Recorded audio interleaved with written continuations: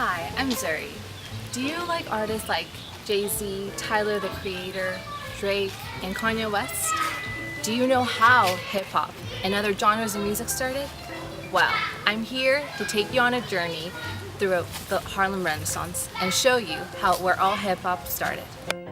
The Harlem Renaissance was a period of time during the 1920s when African Americans flourished with their art, music, literature, and culture. The age was centered in Harlem, New York, where many blacks had migrated to after the abolishment of slavery.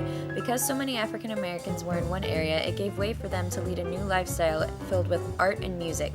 The styles of the Harlem Renaissance caught on to other areas of the country like Chicago and New Orleans, and white people began to respect African Americans as great thinkers and talented musicians. Oh, hello there. I didn't see you there.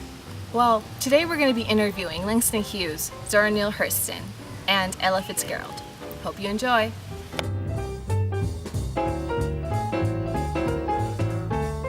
The Harlem Renaissance began in 1919 and lasted until the stock market crashed in 1929. Because of industrialization, many people moved to cities like Harlem, New York City, which became the center of African American arts. So we're here today with Langston Hughes to talk about his accomplishments in life. So, what do you do in your free time?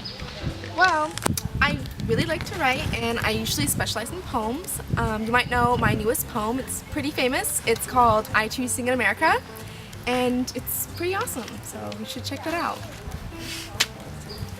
Very interesting.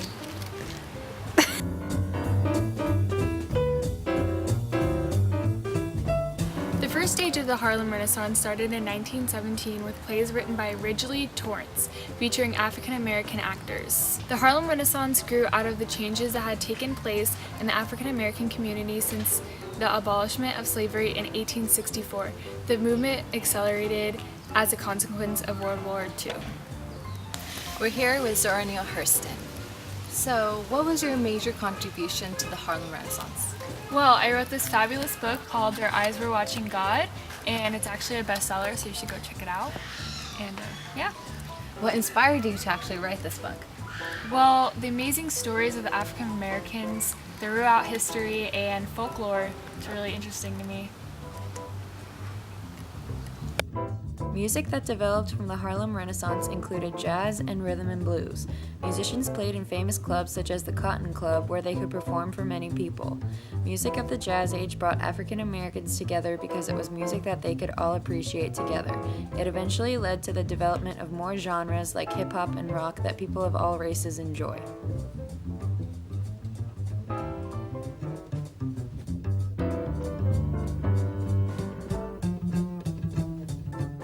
The Harlem Renaissance was a new time for African Americans because they were able to record their music and be recognized as talented musicians. The jazz music they made became the base to music like hip-hop and funk. At first, their music was not widely accepted, but after facing many years of discrimination, whites grew to embrace the music and culture. We're here with Ella Fitzgerald. So, what were you most famous for? I was a jazz singer, and I'm most popular for my Christmas song, Sleigh Ride. Just hear those sleigh bells jingling, ring, ting, tingling too. Come on, it's lovely weather for a sleigh ride together with you. Yeah, I just really love singing.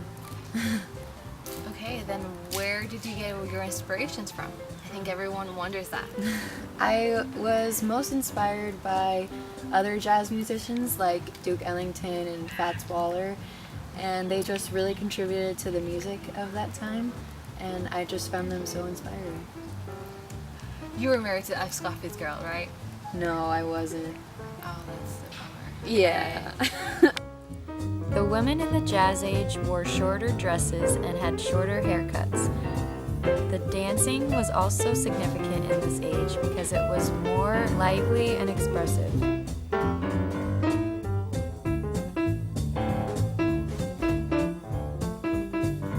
Okay, good. Face the drummer, face the drummer, face the here. Okay, 1, 2, 1, 2, 3.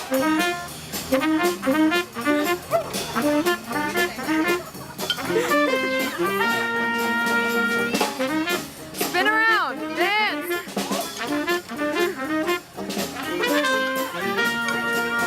together!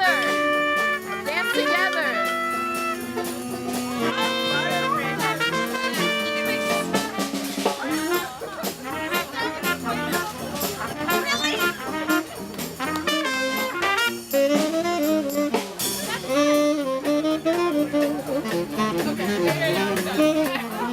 Are you all good?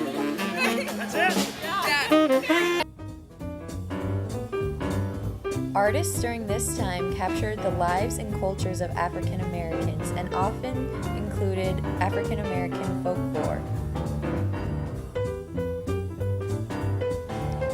Special thanks to Langston Hughes, Zora Neale Hurston, and Ella Fitzgerald for speaking in our video.